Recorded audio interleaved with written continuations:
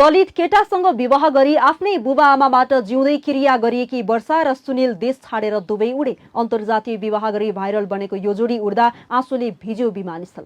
सामाजिक सञ्जालमा प्रेम र साहसको उदाहरण बनेको चर्चित अन्तर्जातीय जोडी यो देश छाडेर विदेश उडेका छन्। अन्तर्जातीय प्रेमलाई विवाहमा बदलेर समाजको पुरानो कुरीति र लगामलाई तोड्ने हिम्मत गरेका सुनिल, सुनार र वर्षा यति बेला मुटुमा गाँठो पारेर नयाँ सपना र उज्यालो भविष्यको आशा बोकेर रोजगारीका लागि दुवै प्रस्थान गरेका हुन्। समाजसँग संघर्ष गरेर विवाह गर्ने हिम्मत जुटाएको यो जोडी देशको अवस्थाले विदेशिन बाध्य भए। पर्खिबस्नु आमा बुबा, हामी फर्किएर अवश्य आउनेछौँ भन्दै सुनिल र वर्षाले लेखेको यो भावुक क्याप्सनले नेपालको तितो यथार्थलाई छर्लङ्ग पारिदिएको छ।